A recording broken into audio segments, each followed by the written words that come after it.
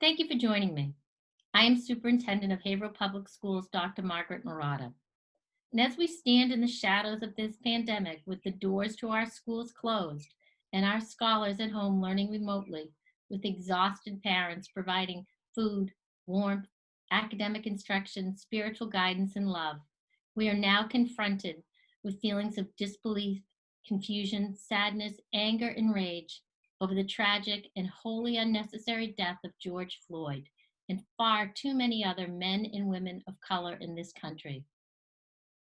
Over the past several days, I have stood apprehensive, wanting to share a message standing against racism, a message of inclusivity and peace with the children and families of Haverhill, but not knowing how to approach the conversation.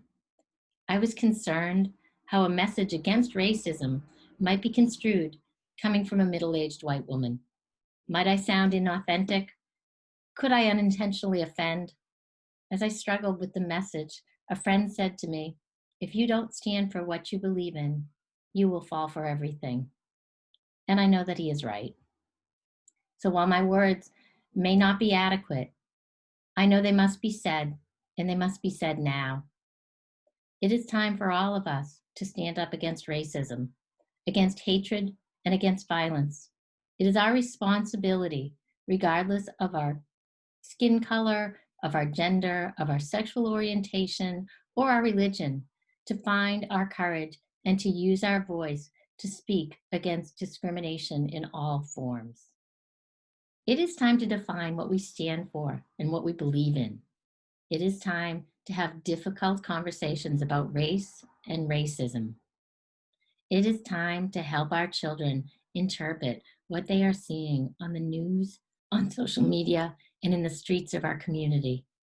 Almost surely, even our youngest students are hearing conversations on the television about the murder of George Floyd, seeing snippets of demonstrations, both peaceful and not. Our children are smart, they are listening and watching, they are interpreting these events and trying to make sense of them and wondering how this might impact their lives and their family, whether we realize it or not. In the words of Nelson Mandela, no one is born hating another person because of the color of his skin or his background or his religion. People must learn to hate, and if they can learn to hate, they can be taught to love, for love comes much more naturally to the human heart than its opposite. It is time for conversations with our children about love, inclusivity, and peace. Those conversations must include discussions about the impact of racism on our society and, most importantly, on those who have experienced its hate and its violence.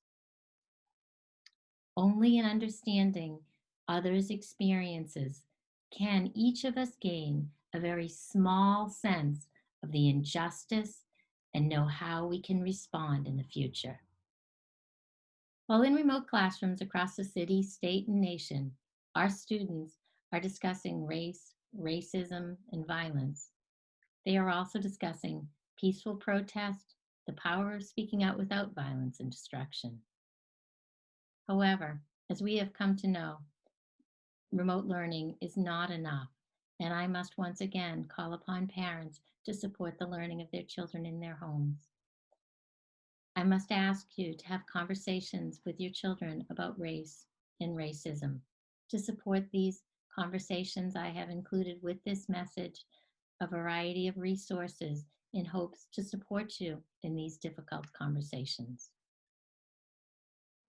I challenge this community to embrace inclusivity, to come together rather than to fall apart, to peacefully stand for your beliefs, to find your voice, to be fully courageous, both individually and collectively, to demonstrate your power to combat racism in big and small ways, to listen and to speak at forums, join peaceful protests, share thoughts and inspirations on social media, and most importantly, to promote inclusivity every day in your lives, to speak out in the moment when we see or hear the voice of racism, to fight the fear, to find the words, and to be heard.